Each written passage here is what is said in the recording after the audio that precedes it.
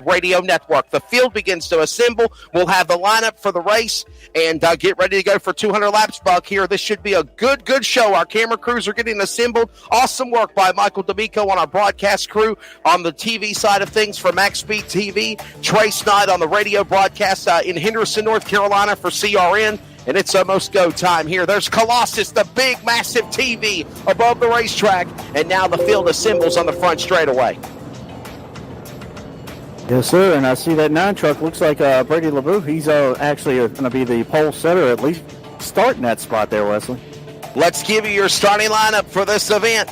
On the pole, it's going to be the man, Brady LeBeau. They're in the number 20 truck. They're going to say he's the quick qualifier. Derek Fulton, 14.838, by the way, was the speed. Derek Fulton, he'll be on row number 1, by the way, the Wise Guys, proud sponsor of our starting grid. Aaron Bennett will start 3rd. Dakota Kramer will start 4th in 24 in his Toyota.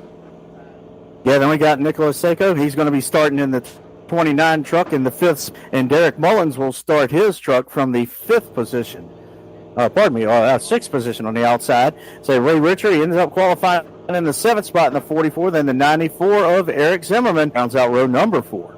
As we look at the rest of the starting lineup with McKinnon and Michael McKinnon, the McKinnon family, let's cue up real quickly our in-race reporter as he gets ready to go. You saw where he is starting in the race. He's in a very good position in the top 10. And joining us is going to be our in-race reporter, Ray Richer. As the field begins to roll here, they'll take a couple of preliminary laps as we look at the rest of the starting lineup on the ticker with Baines, Hurley on row number 8. The rest of the field again on the bottom, with, of course, also a great field of trucks ready to go here for 200 laps. Bullock, that's Brandon and Cody Bullock making up row number 9. There's your top 18 starters, Rogluski and Keffer. And Michael, our producer, let's see if we can grab Ray Richer real quick and get him in our in-race reporter interview real fast before we get ready to drop the green flag as he prepares to go for racing here tonight in this event. And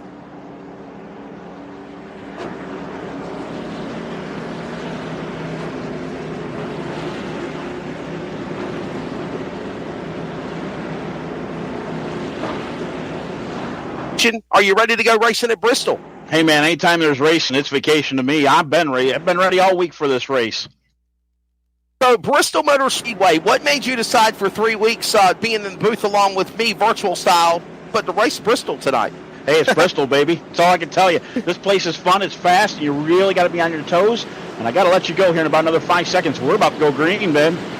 That's right, bud. Be good, stay safe, turn fast, drive fast, and turn left, and look out for that wall. Ray Richer is our in-race reporter. Buck, I think it's going to be kind of cool to have him as an in-race reporter to give us a little statistics once in a while as we get ready to come to green here at a turn number 4. The green flag is in the air. The LibertyFoam.com 200 is underway. Well, Bruce, it's Bristol, baby. And we're door handle to door handle, truck bed to truck bed down the back stretch, trying to hang in. There's LeBeau on the outside, on the inside of that front strip. Here they come. He's going to try to lead lap number 1. He will do so. His fastest qualifier. He will get lap number 1 done. The 19 truck right on his tailgate.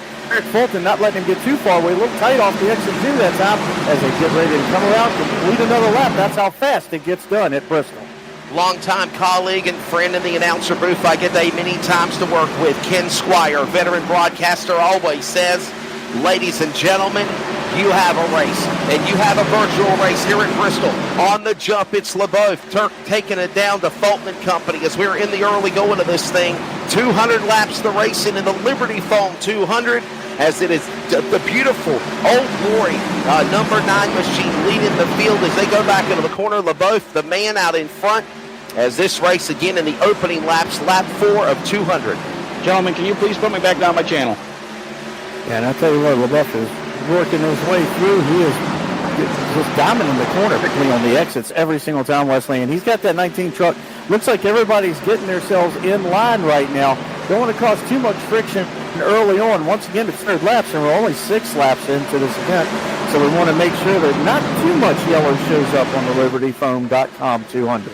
Poor buddy, Ray Richer, our in-race reporter, our producer, forgot to get him back in the broadcast booth and take him back to to racing. He was listening to the race call, and finally he broke in, and we got a caution on the speedway. Trouble on the racetrack, lap 7 of 200. Here's our Max Speed TV CRN replay, and we'll find out what happened to put us under yellow flag number 1 here at Bristol. And it looks like it's Motor Racing Network's Chris Wilner in 26. Yeah, he just got down on the asphalt a little bit, and just like in real life, he'll snap that rear end right around and unwedge it. And that's exactly what happened when he takes this little bit of a road.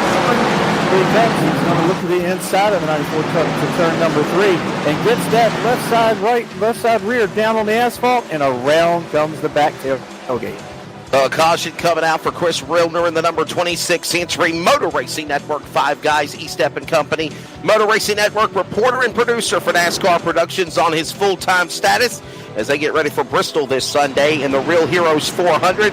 He also is a former host of the eNASCAR Heat Pro League and a former dirt micro sprint racer who is fairly new to iRacing. Just 2 wins in his 28 starts with 13 top 5s, and Wilner puts us under yellow flag number 1. Now, caution laps do count here at Bristol in the LibertyFoam.com 200. But for right now, it's Brady LeBeau. Everybody's running him down, Buck.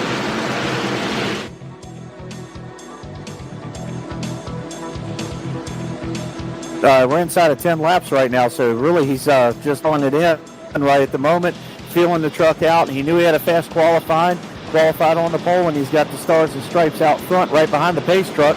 No better view for a race car driver at this moment. 19 truck, not letting him get too far away for Derek Fulton, but the guy I'm watching is Aaron Bennett. Bennett was able to drive up to those front 2 trucks, and then looked like he just buffed about 2 truck winks and decided to ride for a little while. So I'm going to keep an eye on that black and white and the blue stripe there, the gray stripe on that 37, because I think that might be a player here after we get about a good 20 laps on some tires. Lap 10 of 200, watching under caution the field work. There's Derek Fulton of the 19, the 37, Aaron Bennett in the Corrections Chevrolet, number 37 entry, currently in the 3rd position. As we go under caution here, there's the number 44 of Ray Richer, our in-race reporter. We're not going to bug him right now, but there's his beautiful machine right there, currently in the top 10. He's got a 6th place run actually right now, so he's doing really good in the Sim Motorsports Chevrolet number 44. Again, our driver out of Mohawk, New York, in-race reporter for our Max Speed TV CRN coverage of Bristol, Ray Richer, as we're riding on board with him right now. And he was begging us, Buck. He said, "Hey guys, get me out of the broadcast. Put me back on my JWR team. I love working with you guys when I'm announcing, but damn, I don't want to hear you calling the race while I'm racing." So completely understand. I got to tell you, buddy, can you imagine this? Talladega, you got all kinds of straightaway. You're working the corner, and somebody bleeds into your radio like, "Okay, you're on my channel." Bristol, you hardly have time enough to hit your button to say you're on my channel. That's right. It's like it was just very, very quickly. Hey guys, put me back where I mean to be.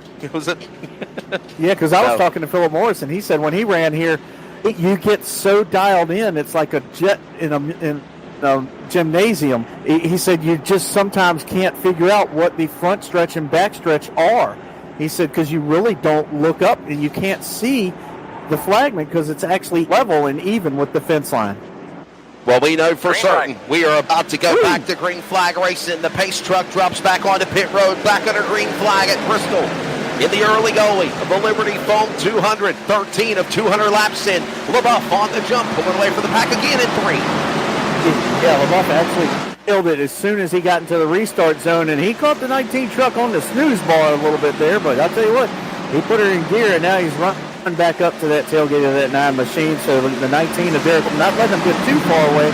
Another truck coming into play a little bit right now. The 29 of Nick Sacco, he's driven up to the front of the pack. Keep an eyeball on that black truck as it tries to rally up behind the 19 machine. Nick Sacco coming off of a win in the last week at Dover as it currently stands right now. Nicholas Sacco in truck number 29 looking for back-to-back wins here tonight at Bristol. By the way, the scoring ticker, I know it shows a 20 of Brady LaBeouf as the leader, but he's actually in the number 9 truck. That's the number 9, so there's some type of a timing scoring ticker issue with iRacing showing him in the 20, but he's actually in the number 9. That's that USA color, Old Glory number 9, under attack now by Fulton on the inside as they come back to the line. Caution. Yeah, I tell you what, Fulton's right now. Then we got caution again. Trouble on the Yellow racetrack. flag is out again. Yellow flag out for the second time. Here's our max speed CRN replay of what happened. And looked like it was already coming unglued here with Bradley Beeman and the number 16 truck of Cody Bullock right about now. Watching them here on this replay. For those that are joining us on the radio broadcast, we'll give it a little descriptive picture of it. But Bullock looks like he bounced off the wall there. It looks like we just missed it. I look like our broadcast called just the end of it. And then there's contact. Oh. And there you see the 16 Bullock spinning. And I don't know what our producer was going from the pits to everything else, but it became unglued, and our producer and somebody was coming to the pits, and we needed to cover a green flag pit stop. yeah, we had one truck getting the wall a little bit, and then the 16 gets a little bit of help off the corner, tries to clear these trucks up ahead, and it looks like they get together, come off the wall, button hook him to the right, and just a lot. He comes back track and nowhere to go because that truck's the 92 machine is hooked right back up to him and Bradley Beeman, and just a lot of carnage happening really quick. Bristol, baby. It's Bristol. Cody Bullock, Bradley Beeman, a multi-truck accident. A couple of others could have got tangled and crossed up in this affair, but looks like they're going to be able to continue to race along here. We're on lap number 20 of 200 here at Bristol Motor Speedway. Another look on the replay from high above Colossus TV on virtual iRacing. As you see, Beeman had nowhere to go, Bullock had nowhere to go, and it turned into just a 2-truck accident. 20 of 200. As we see Stephen Waldrop coming to the pits. Any leaders coming to pit road, do you think, of the early going at Bristol, Buck? No, it looks like they're hanging out there. The concrete not as, I guess, not as bad on the tires. They're either just out just a little bit, but really haven't had a solid more than 10-lap run yet. So we went from lap 9 to lap 21. So they were just really get the feel for these trucks. So they probably want to go ahead and stay out there, use up the fuel. They had another truck I saw that got into that incident just late as the 16 of Cody Bullock was down the track was Chris Wilmer's 26 got a little bit of right front damage as we see Ashley Dodson coming back out on the racetrack. When you go from pavement to, of course, your pavement to concrete, that's really, really a different type of surface, and you can really, really aggravate the tires at Bristol very easily, Buck. Yeah, a lot of grip first, then you get a lot of buildup.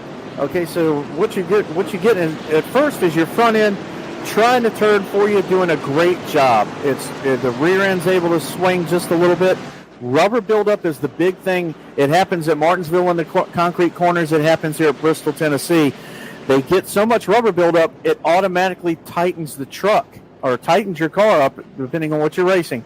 And then you have to start driving different or either straddling those black marks you see in the racetrack.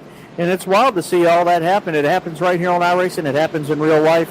And these truck drivers are just 22 laps in right now, so probably about 60 laps away from really starting to see the bottom area of that racetrack start backing up more and more. Caution number 2 about to come to a conclusion here. The lights are off on the iRacing pace truck leading the field. Nobody going to pit road here, at least in the early going. It's 23 of 200 laps. We are getting ready for a restart here with LeBeau still the man leading the way. LeBeau, the man that's out in front. Kyle Sacco, the winner of last week at Dover. He's in that number 2 spot. And Fulton third as we get ready for the truck to come to pit road, the pace truck that is. And we prepare for a restart at Bristol. Buck Roos as they come out of turn 4. Look at this speed shot as they come to speed. That is a great shot. I always love those shots. And we're right off the corner here at Bristol. And man, once again, LeBeau right on the gearbox and through the gears he goes off at turn number 2, and he'll have a truck length and a half. Great run into the corner by Fulton that time. He's going to try to take that second spot.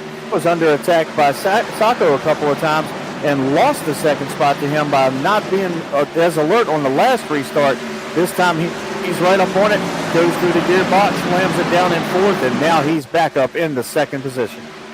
Josh White Racing eSports Truck Series here tonight from Bristol. Buck Bruce, Wesley Outland on the call. Michael D'Amico on the production side of things from XP TV. And Trace Knight for the CRN Sports Radio Network coverage. And we have another quick caution. It has all come glued again. Yellow flag.